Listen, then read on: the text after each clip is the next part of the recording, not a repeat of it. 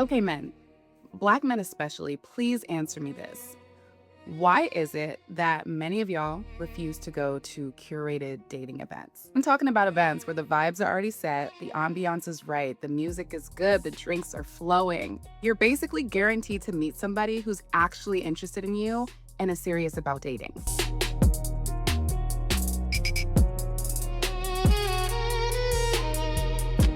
Okay, so a couple of things. Here's my initial thought. Now, I know she's asking men, but I just kind of want to weigh in just because why not? And this is just from what I've observed and even from what I've heard. A lot of these events are actually tailored towards women. The way that they market it, the way that they present it, the way that it is explained, but like it's something that speaks more to the female psyche, that resonates more with the female psyche with men. And so without me even knowing the full details of what else she's going to say, like that's just something that I noticed. Like a lot of these events just seem like they're more for women. It's more like something that the girlfriends would do, but it just doesn't appeal to men at all. Pretty much set up to win. Conversation starters and prompts so there's no awkward silence, a bit of a structured experience, and maybe a little turn up afterward. So my Also, here's another thing. See, a lot of men just also aren't interested in the product. That is a big deal.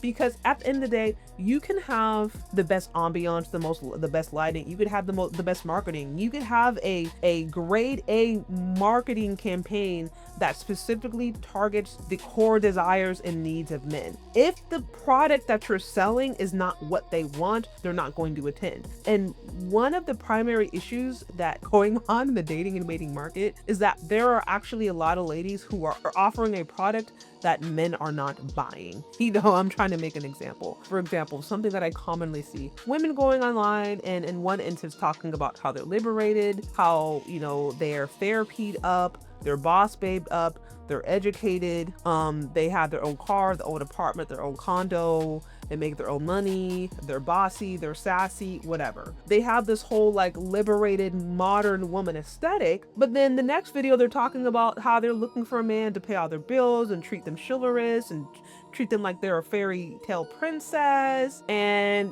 where are all the good men and where are the real men, where are the traditional men. And so it's like they're talking out of both sides of their mouth. It's like they're not offering a good product. They're basically telling men, hey man, I require you to be patriarchal, but I'm not going to give you any of the benefits associated with patriarchy, such as submission, cooperation, being nice, being kind, actually caring about your opinion. The only thing I want from you is your paycheck and your status if you have it. And if you don't have money and if you don't have status, I don't want you. So these are things that I consistently see.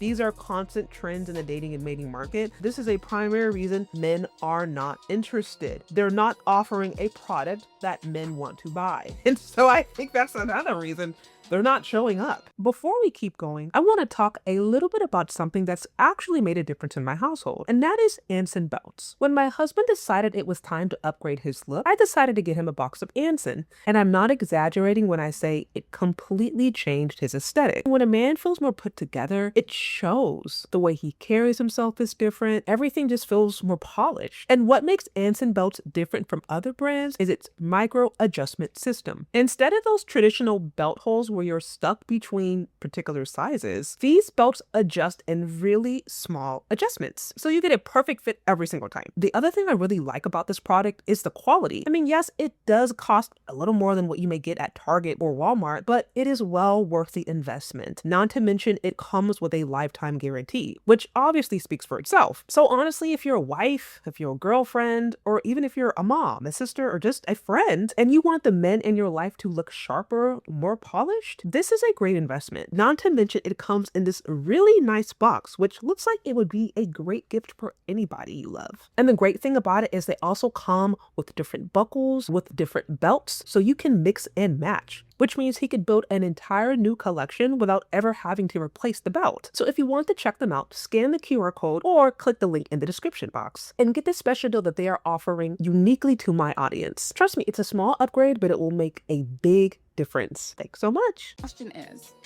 is it that dating events like this require a certain type of intention and vulnerability, and the patriarchy taught you that pursuing connection with effort somehow makes you less masculine or something. The patriarchy taught you. So even that, I think she's like trying to not be antagonistic or insulting, but I mean that framing, oh well, the patriarchy taught you, like to me that kind of seems like a side dig, personally. Maybe I'm reading into that too much, but just like the way that she set that up is very much just like, okay, so you're trying to get their honest feedback, but at the same time, are you kind of like high key insulting them? Because you make it seem like, oh, the patriarchy basically taught you to not pursue us. I'm not trying to insult you. I'm not trying to be rude, but you kind of suck right now. But you're not doing your part. But you're not, you know? So it's like, I'm trying to get like an honest answer, but also I'm mad at you. So I'm going to like sideways insult you. Like that's definitely the energy that I got. Y'all let me know if I'm reading into that a little bit too much. But I'm like, the framing is like, what? You know what I mean? Because the patriarchy told y'all that you're supposed to just stumble into love and not actually prepare for it. Because yeah, no, she's definitely being a bit antagonistic there. Because like now the framing here now becomes, y'all aren't doing enough. You're being lazy. Love isn't just gonna show up on your doorstep. Like why the hell are all this time and money and energy for? You know what I mean? Like that's the energy that I'm getting from this. So we see how that's turning out. The women are doing the work. They're showing up, they're investing, they're trying something different, stepping out of their comfort zone, taking risks. Isn't risk taking a part of masculinity too? So what is it really? Is it the event itself or the unlearning the patriarchy part? Okay, so at first it seemed like this was like an open, honest, hey, like I want to learn, like help me understand, like maybe I'm missing something. To me, I thought it started off as her wanting genuine feedback, and then it quickly devolved into shame, insults, guilt, and the need to be right. And you not actually wanting a legitimate answer, because at this point it's very clear that she's in her feels, which I can understand. If she did a whole event, spent all this money or whatever, or time or energy and thought, and was hoping for a good turnout, and it just ended up being her and her girlfriends, that could be frustrating. So if that's what happened, I can resonate with the frustration. Like that can be frustrating. However, the way to actually learn is to not just be frustrated and to just tell men. It's like you're asking for feedback, but you're not actually showing that you want it. Because like this whole thing devolved into, women are doing it, but you're not. We're showing up, we're doing these things, but you're not. And the thing about it is shame doesn't really work anymore. Shame is